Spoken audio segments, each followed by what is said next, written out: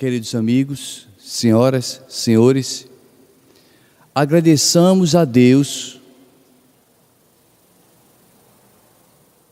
por estarmos nesta doutrina consoladora que nos propicia programarmos-nos para o amanhã de uma forma equilibrada. Quem de nós não conhece, não ouviu falar, não sabe da existência daquele Espírito extraordinário de nome Emmanuel, que acompanhava de perto o seu pupilo Chico Xavier na tarefa de divulgação do livro espírita. Emmanuel, esse espírito de grandeza extraordinária, resolve trazer para nós uma espécie de catarse, de confissão de culpa, o relato minucioso de sua existência, não última, de sua existência ao tempo que vivera Jesus entre nós, em que ele poderia ter aceito o cristianismo, modificado espiritualmente e galgado um posto espiritual de destaque. E ele nos brinda, através da psicografia de Chico Xavier, com o romance Há 2000 anos. No Novo Testamento, no capítulo 3, versículos 15 e 16, Jesus diz: Eu conheço as suas obras, sei que não és frio nem quente. Oxalá fosses frio ou quente. Mas infelizmente és morno, e isso me faz vomitar.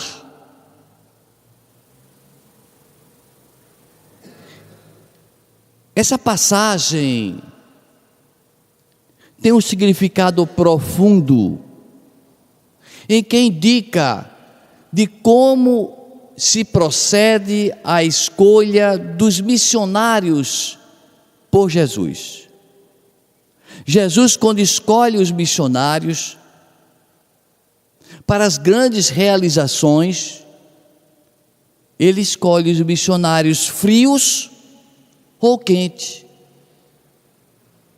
Oxalá fosses frio ou quente, porque são esses que interessam a Jesus.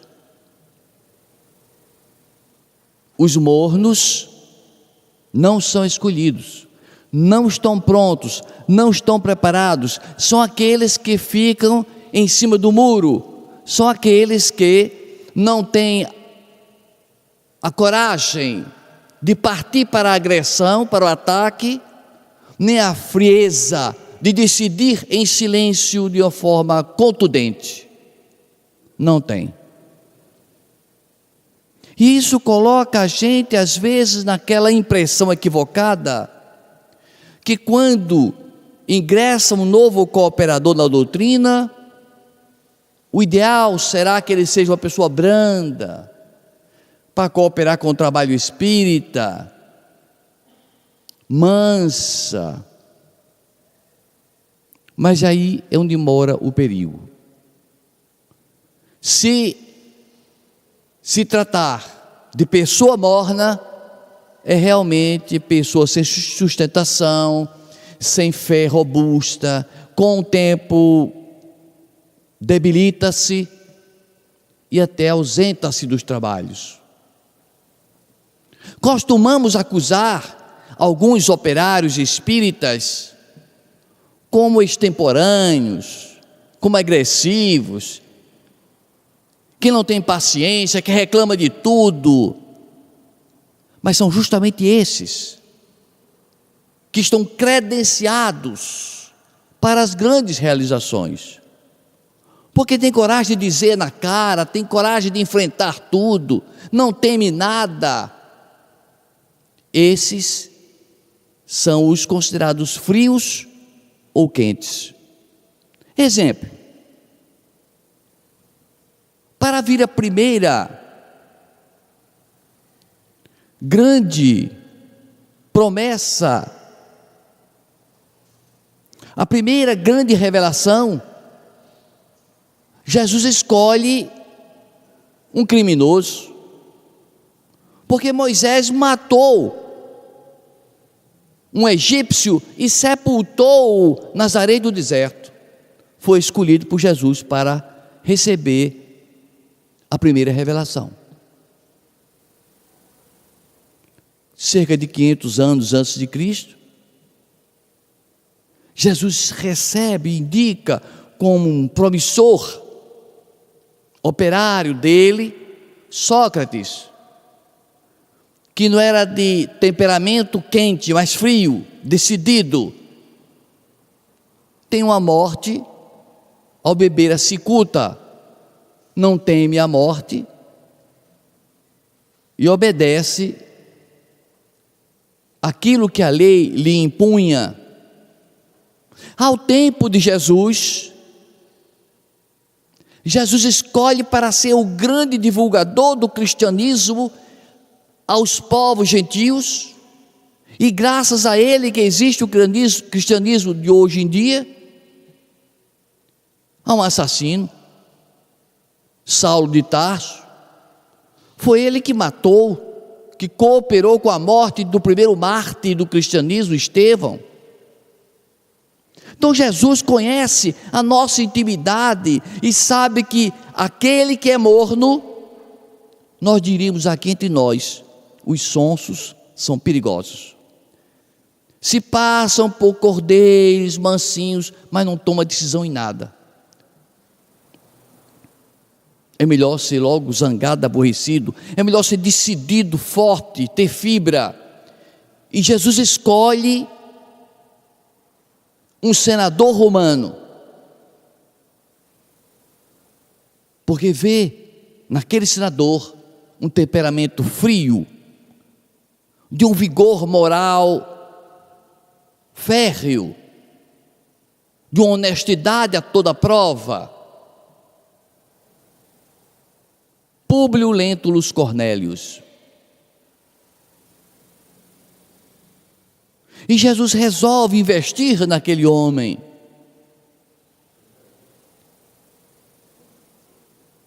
E então, nós aqui vamos relatar, vamos mergulhar na história, cuja essência está descrita de uma forma exuberante no romance Há 2000 anos, que é um relato vivenciado por aquele que era o mentor espiritual de Chico Xavier, e que naquela época que vivera Jesus, chamava-se ele Públio Lentulus Cornélio, a reencarnação de Públio Lentulus Sura, senador romano. Jesus programa o nosso amanhã. Como disséramos em outras ocasiões, nós temos uma programação a realizar na Terra. Missões que, quando são pequenas, a gente chama de compromissos, mas eu prefiro definir todas as nossas tarefas a serem realizadas como missões. Nós temos várias missões a realizar aqui na Terra.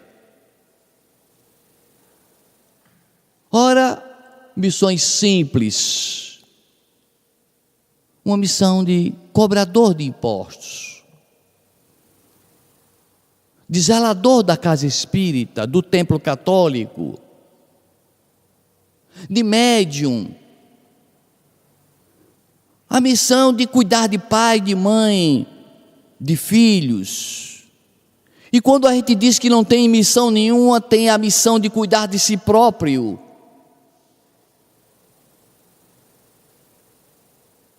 E Jesus encaminha para a Roma dos Césares, na sequência dos grandes imperadores, Augusto, antes de Cristo, que vai até o ano 14, Tibério, ao tempo que Jesus pregava, Calígula, Cláudio, Domício Nério, que começou a perseguição aos cristãos, Domício Nério que mandava prender os cristãos que estavam escondidos, falando acerca de Deus nas catacumbas de Roma, e os levava preso para serem martirizados no circo máximo. E na sequência, após Nero, surge Vespasiano, que edifica o Coliseu,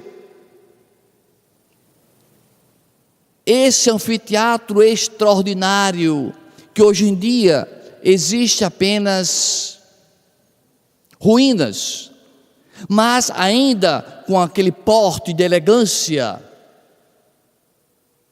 denotando que na época em que foi construído o Coliseu, revestido de mármore, com a arquibancada coberta, assentos de mármore, comportando 50.000 pessoas,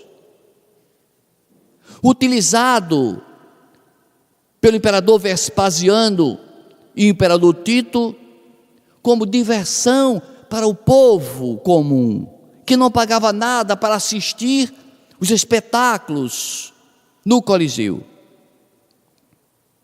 Na arena do Coliseu, coberta com areia, plantava-se árvores, atiravam-se leões, elefantes, animais, e gladiadores para matar esses animais em festividade para o público que ovacionava a luta dos gladiadores, os ensaios teatrais. Mas antes de Cristo, 200 anos, havia sido construído uma outra arena, não circular como o Coliseu que nós conhecemos, mas uma área comprida com 600 metros de comprimento por 300 ou quase 300 metros de largura, com arquibancada em todos os lados, com 2, 3 andares de arquibancadas, revestidas também de mármore, tal qual o Coliseu, comportando 300.000 pessoas. Chamava-se o Circo Máximo. O Coliseu, praticamente utilizado para a luta de gladiadores e diversões. O Circo Máximo, que era esse trecho comprido, de uma arena comprida para correr cavalos, bigas, quadrigas e lutas diversas, foi utilizado por Nero e alguns outros imperadores como palco do assassínio em massa de cristãos, que se escondiam às noites nas catacumbas, que eram construídas no solo granítico, feito de tufo, que é de origem vulcânica e que era fácil de ser cortado e forte o suficiente para não desmoronar. Cavavam corredores no subsolo, locais onde iam colocando os seus mortos. um local escolhido mais amplo para fazer reuniões, em homenagem saudosa aos mártires do cristianismo. Então são diversos lugares de Roma em que existem muitas catacumbas. Esses locais que os romanos costumavam não visitar, porque respeitavam os mortos, porque eles pensavam, os romanos acreditavam, não que houvesse vida após a morte, mas o romano imaginava que, morrendo ou deixando de viver um corpo físico, a alma ficava grudada àquele corpo. Portanto, era importante zelar pelo defunto, pelo esqueleto, pelos seus mortos, porque ali, junto, pregado a ele, estava a alma. E com essa visão mesquinha, eles levavam para os túmulos comidas para que o morto não passasse fome. Levavam vinho, leite e outros tipos de alimentos. E quando se tratava de um morto importante, levava os objetos dele, que ele gostava quando em vida, para usar no outro mundo. De que forma? Eles não sabiam, uma vez que acreditavam que o morto não saía dali. Mesmo assim, sepultavam, matavam uma serva, um serviçal, para fazer companhia e auxiliá-lo no além-túmulo. Sepultava ao lado do morto cavalos que eram decapitados, para que o morto pudesse usar o cavalo em alguma oportunidade. Com essa crença materialista, em que não tinha perspectiva de amanhã, de futuro, a moral em Roma rui, porque não havia um objetivo maior. Os deuses romanos não estimulavam o empenho para a conquista de virtudes. Não havia isso entre o povo romano. Quando então chega a Roma os primeiros cristãos, e surge um conflito muito grande, porque os romanos não admitiam tratar o escravo como um ser humano. O escravo era escravo. Era se rebaixar, conversar com o escravo. E os cristãos conversavam entre si como irmãos fraternos. E diziam que a vida continuava após a morte, havia ressurreição. Jesus havia dado esse testemunho. Os cristãos teimavam em não ver o imperador como Deus na terra. O Deus que eles adoravam era um Deus incriado. O mestre que seguiu é o mestre Jesus e não o imperador. Isso provocava revolta. Mas Jesus percebe que o senador romano Públio Lentulus tinha qualidades de transformar-se num grande trabalhador do cristianismo. Ele renasce em Roma, casa-se com Lívia e tem 2 filhos, Flávia e Marcos.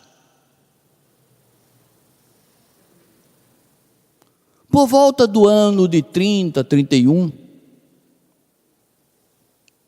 Jesus, pretendendo conversar pessoalmente com Públio Lentulus, o senador romano, arrogante e orgulhoso, permite que sua filha Flávia seja acometida de lepra, doença incurável naquela época. E Qual pai que não fica abalado ao perceber que sua filha, que tanto ama, está com uma enfermidade cuja medicina não tem solução? Não tem solução para ela. Ele trata com todos os médicos e ninguém dava esperanças a ele. Cada dia que passava, a sua filha Flávia ia piorando.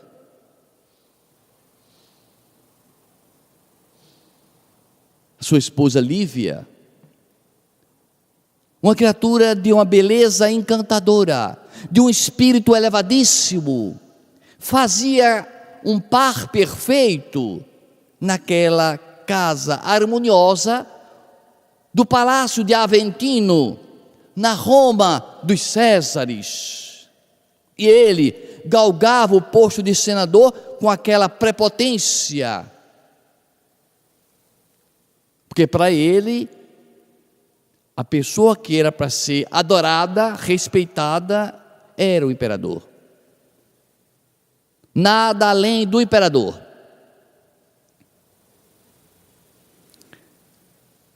E Jesus queria conversar com ele. Sabia da possibilidade dele transformar-se num grande divulgador do cristianismo. Permite que sua filha Flávia contraia a lepra, como dissemos há pouco. E amigos dele aconselham-no que ele deva mudar de ares, morar noutra cidade, noutro país, porquanto Roma não estava dando para ele nenhuma solução. Públio Lentulus tinha uma residência em Tibur, atualmente Tivoli, próximo de Roma, mas ela não melhorou. Tinha outra residência em Pompeia, mas ela não tinha condições de viajar. Mas alguém diz para ele que o clima da Galileia, lá na Palestina, era saudável, que muita gente enferma, que tivera ido para lá, alcançara saúde. E ele resolve, em confabulações com o casal muito amigo e íntimo deles, Flamínio e Calpurnia, conversa com esse casal e esse casal concorda que realmente ele deva levar a filha para a Palestina, mais precisamente para as proximidades do mar da Galileia. E então, ele faz todos os preparativos. Era um senador muito importante. Sai seguido por um séquito de soldados paramentados e embarcam no porto em Óstia, descem a foz do rio Tibre, alcançam o mar Mediterrâneo e seguem na direção oeste, indo para a Palestina, que naquela época já Jesus fazia suas pregações. Ano 31 de nossa era. Instala-se Públio Lentulus na Palestina, juntamente com sua esposa e a filha enferma. Façamos uma pequena pausa nesse relato para mencionar uma entrevista que Divaldo Pereira Franco concedeu, em que ele, ao responder uma pergunta sobre o amor vacilante, ele diz: não existe problema que não seja superado pelo profundo amor. O amor vence todos os problemas.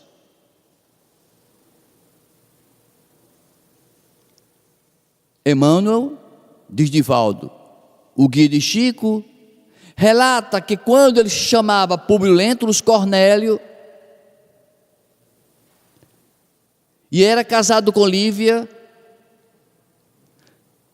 levantaram a calúnia a respeito da conduta de sua esposa Lívia, e Públio Lentulus acreditou que fosse verdade, que sua esposa tivera tido um caso amoroso, possivelmente com Pôncio Pilatos, quando ele esteve por uns períodos na Palestina. E ele, Públio Lentulus, muito orgulhoso, não aceitou as explicações da esposa e simplesmente deu um gelo e passou a dormir separado da esposa por 25 anos.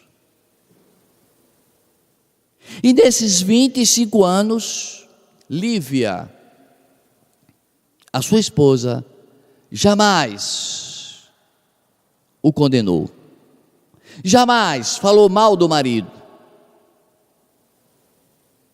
É evidente que o amor precisa estar em ação, mas ela passou a transferir o amor que jogava para o marido para Jesus, para a mensagem do cristianismo nascente. Porquanto, voltando ao relato, quando eles estavam na Palestina, mais precisamente em Cafarnaum, próximo ao mar da Galileia, lá a menina Flávia, a cada dia que passava, piorava o quadro enfermiço. As suas chagas violáceas, a sua febre contínua e cada vez mais forte, os delírios, depauperada, não tinha mais força quase para falar, não caminhava mais, não sentava-se, estava quase como uma morta em cima do leito. E Públio Lentulus, desesperado, porque viajara de Roma para Cafarnaum, na Palestina, em busca de uma solução que não chegava. Nesse tempo, a serva Ana, que residia com eles, começou a trazer notícias de um pregador extraordinário, que fazia preleções pelas ruas, pelas vias públicas. Chamava-se ele o Nazareno, o profeta de Nazaré, Jesus. E Lívia logo se apaixona pela mensagem consoladora que ele transmitia, e todas as noites dizia assim: vá, Ana, escute o que ele está dizendo e diga-me amanhã. E a filha, quase morta, escutava a serva relatar os prodígios que Jesus fazia, tocando nas chagas, curando enfermos, paralíticos voltavam a andar, cegos tornavam a ver, passavam a ver, obsediados, curados.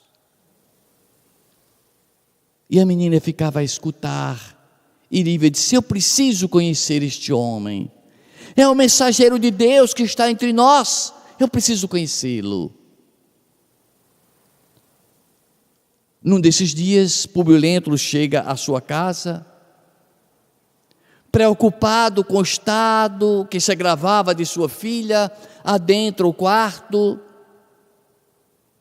ajoelha-se para melhor se aproximar da filhinha que estava semi-morta, e diz para ela: filha, com lágrimas quase a derramar dos olhos: filha, eu queria tanto ver você voltar a sorrir. Como é bonito a criança e um filho nosso sorrindo.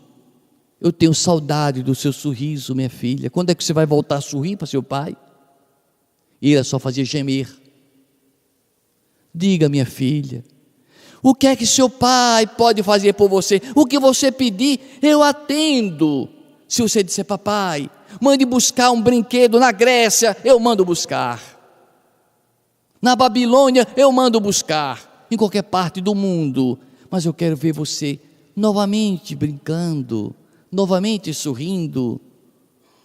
E aquele senador orgulhoso, prepotente, que quando encontrava Lívia, sua esposa, conversando com Ana, a repreendia: não converse com uma serva, não se iguale a ela, você é superior, nós somos superiores.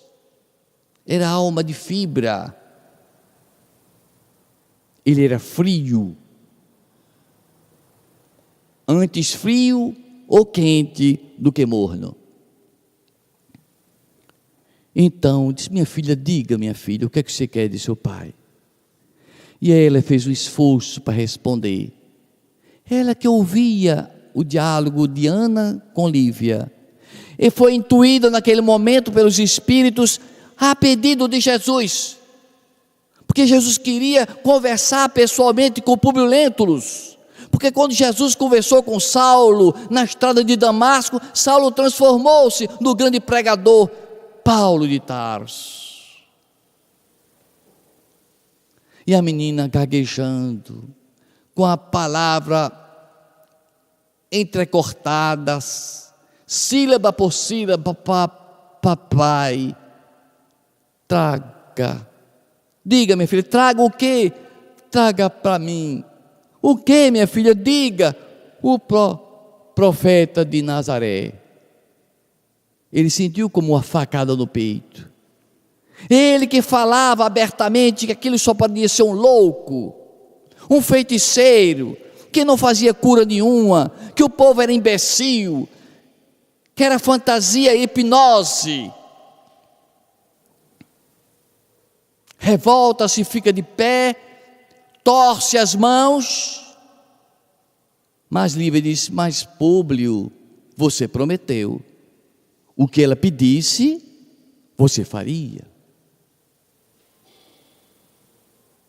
E ele, à custa de sacrifício pessoal, resolve dias depois, à noite, sair à busca do profeta de Nazaré.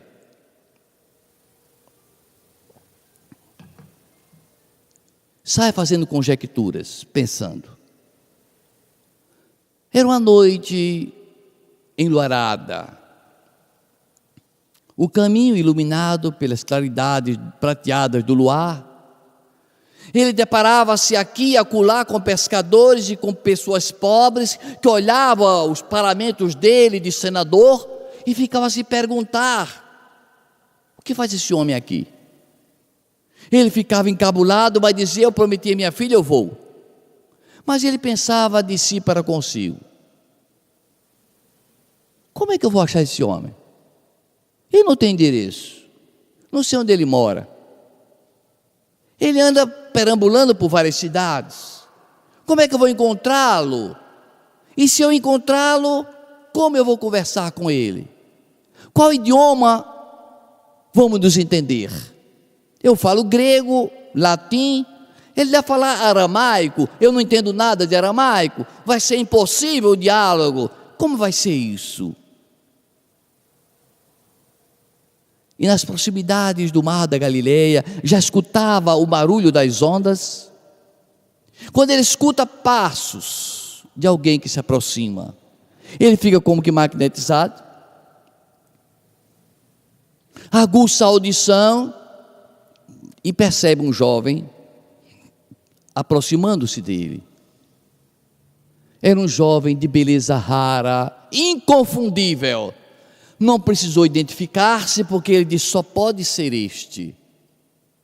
Pela imponência moral que impunha, trazendo no semblante um sorriso de uma paz no olhar, de uma serenidade profunda, mas de uma autoridade imbatível.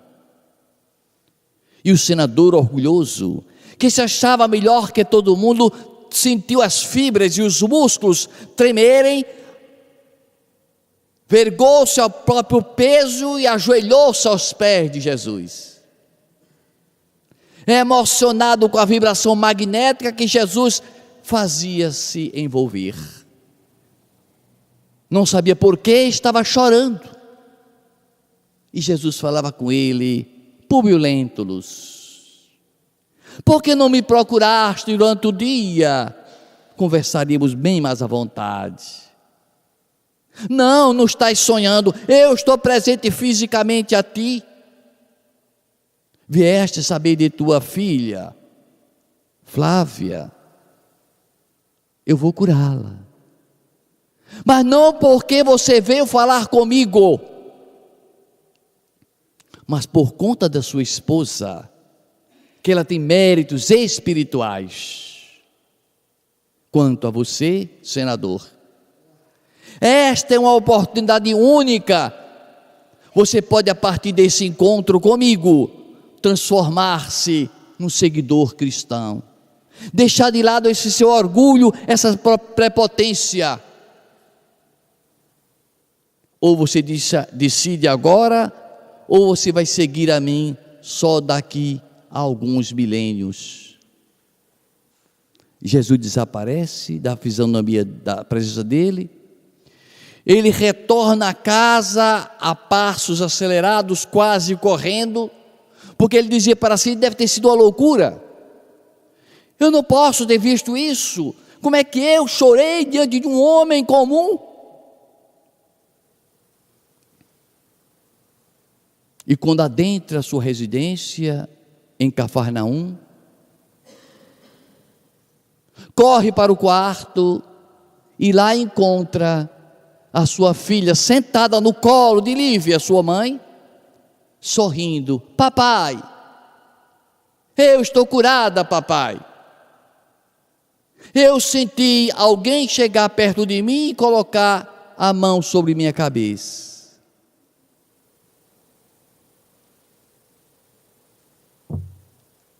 Mas Públio Lentulus preferiu modificar-se milênios depois. Não transformou-se daquele momento, um seguidor do cristianismo. Não aceitou.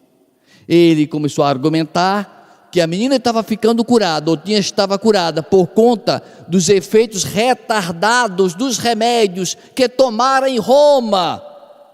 O efeito estava dando agora. Quando a gente não quer acreditar, é assim. Com a cura ocorrida com a filha, e tendo em vista a calúnia que levantaram contra sua esposa Lívia, dizendo que ela tivera um caso com Pôncio Pilatos, amargurado, ele retorna para Roma. E lá em Roma, ele continua naquela posição ferrenha de não falar mais com a esposa, que continuava firme no amor, agora direcionado à mensagem de Jesus. Em Roma, no ano 58, já estava repleto de cristãos que, não podendo divulgar a sua fé abertamente, passaram a se reunir debaixo do chão, nos túneis subterrâneos, ou seja, nas catacumbas romanas. E Públio Lentulus continuava persistindo naquela dureza de coração com a sua própria esposa Lívia. Mas Lívia conseguiu da parte dele uma concessão. Você pode ir quantas vezes desejar escutar as palestras nas catacumbas de Roma. Eu não vou mais impedir.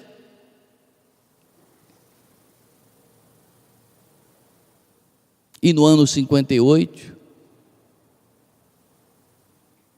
ela vai às catacumbas com Ana para escutar uma palestra de um grande pregador que havia chegado a Roma, João de Cleófas, um inspirado mensageiro de Jesus. que no sermão à noite, com as tochas acesas na escuridão das trevas das catacumbas, ele dizia: eu tive uma mensagem dos Espíritos, dizendo que está muito próximo de nós todos, que aqui nos encontramos, 200 pessoas presentes da catacumba, nós todos testemunharemos a nossa fé, em breve, sacrificando-nos, em nome de Jesus. Ele estava avisando o pessoal que se preparasse, porque em breve iriam ser sacrificados. Esse em breve era no dia seguinte. Eles seriam todos sacrificados no circo máximo de Roma. Não era no Coliseu, mas no circo máximo, onde comportava 300.000 pessoas.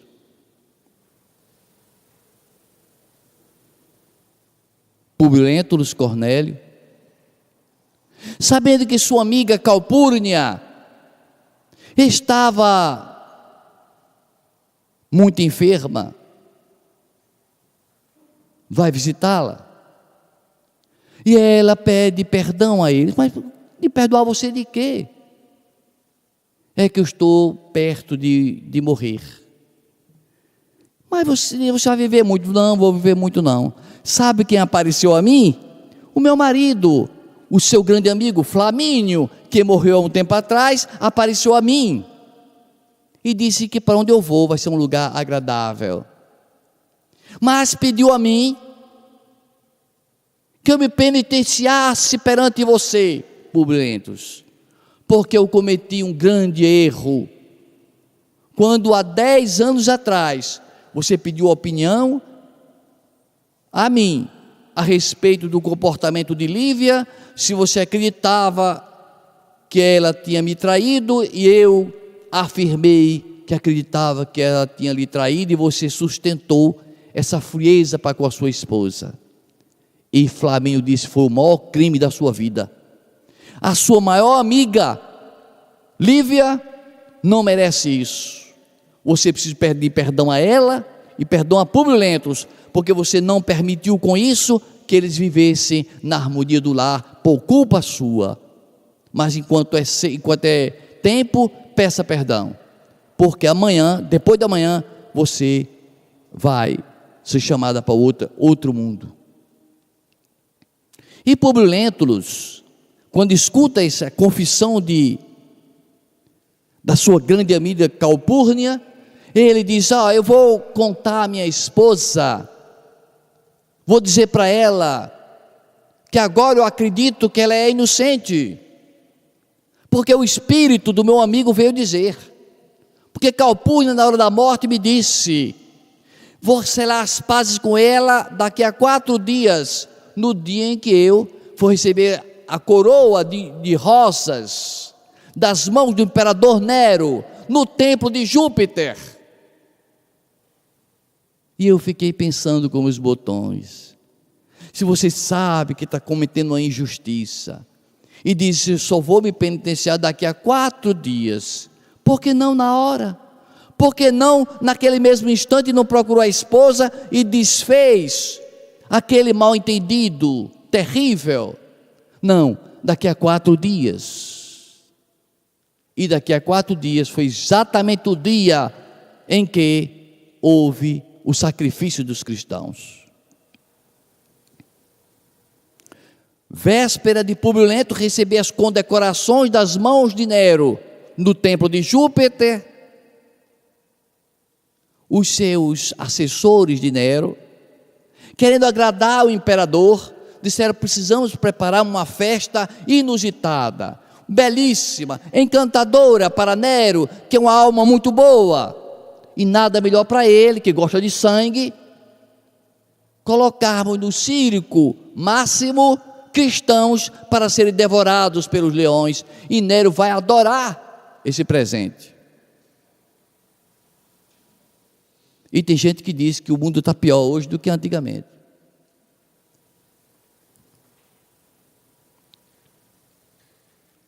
Na véspera dele receber a coroa, estava lá nas catacumbas Ana e Lívia, assistindo às pregações de João de Cleófas. No meio da madrugada, tropas chegam e levam todos presos e colocados lá no Circo Máximo. Tinham o local apropriado, as prisões, as grades, ficaram lá presos. E dizendo para eles: amanhã de manhã os leões vão estraçalhar vocês. Miseráveis, cristãos miseráveis. E naquela madrugada, Lívia diz para sua serva: eu me sinto uma cristã verdadeira, mas eu queria ser uma cristã simples, e eu estou com essa roupa de Madonna, de dama romana. Eu não quero, eu quero ter uma roupa popular, simples, como a sua. Então eu sou sua patroa, vamos trocar de roupa. Mas patroa, não faça isso, não pode, eu não posso. Não, você tem que faça meu último pedido. E troca a roupa com a serva, que a serva não tem argumento, porque ela é a patroa. Eu quero morrer. Nós dois não vamos morrer? Vamos. Pois é. Que importa a roupa? Mas para mim importa, dizia Lívia. Eu quero morrer na simplicidade da roupa de serva. Trocam de roupa. No dia seguinte, está Públio Lentulus com sua filha Flávia e esposo Plínio Severo, preparando as festas, e pergunta: cadê Lívia? Não sabemos, está sumida desde ontem, mas está na hora de o senhor receber as condecorações. Vai receber. Logo depois a gente se encontra, e depois das condecorações eu vou pedir perdão a ela de joelhos, vou colocar nos pés dela a coroa que eu vou receber, eu vou beijar os pés dela e pedir perdão por 25 anos sem dormir com ela, acusando-a com um olhar severo. No dia seguinte, ele recebe a coroa, encaminha com a caravana até o Circo Máximo, e lá no Circo Máximo os soldados recebem ordens superiores, mandam que todos os cristãos sejam empurrados para a arena, porque já soltaram 20 leões famintos africanos, a ponta de espada, foram empurrados para o meio do Circo Máximo e disseram: não mande a que está trajando a romana, porque é da alta sociedade, ela não vai ser morta. A escrava escapa da morte. Lívia, no meio daquela arena, olha para o alto e visualiza o semblante pálido de Públio Lentulus, e os leões atacam os 200 cristãos que ali se encontram. Há uma explicação para isso. Jesus queria que aquele sacrifício servisse de alavanca que impulsionasse o cristianismo, e para isso ele fez com que todos os cristãos presentes fossem anestesiados espiritualmente, para não sentirem as dores das garras, dos dentes afiados das feras africanas. Ninguém sentiu uma dor, e foram todos levados para o mundo espiritual como heróis, como mártires. E quando o Públio Lentulus chega à casa dele para entregar a coroa de rosas, encontra Ana, a serva, para lhe contar a tragédia que ocorrera. Ele sai desesperado à noite para ver os despojos da esposa, os pedaços do seu corpo, naquela arena empapada de sangue, e depara-se com 2 centuriões romanos, discutindo entre si por conta de uma joia que ele identifica que era a joia que ele deu de presente de casamento a Lívia, e ele compra aquela joia a preço de ouro, e volta desesperado como louco para casa. No caminho, recorta-se uma árvore, Plantei amargamente, porque era o dia que ele iria selar a paz com a esposa. E lembra-se de Jesus, dizendo: Públio Lentulus, senador orgulhoso, aceita o cristianismo agora ou somente daqui a alguns milênios, porque o seu império pode ser destruído a qualquer instante. Aparece a ele o espírito de Flamínio, o seu amigo. Públio, a dor que você está passando é terrível, mas Jesus é o mestre dos mestres que você ainda vai aprender a amar. O que eu faço, Flamínio? Vá para casa e perdoe sua serva.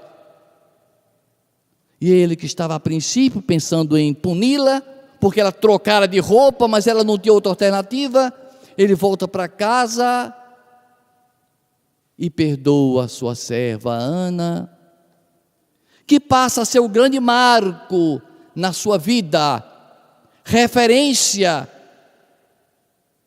para todos os momentos.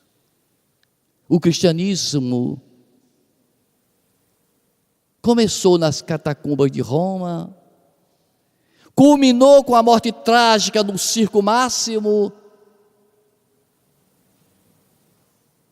e hoje nós desfrutamos da tranquilidade, do ar-condicionado, do transporte público, do evangelho explicado em gravações e filmes. Hoje é muito fácil ser cristãos. Oxalá sejamos frios ou quentes, porque se formos frios ou quentes, seremos escolhidos por Jesus para divulgarmos o seu evangelho de amor. Que o Mestre nos abençoe hoje e sempre.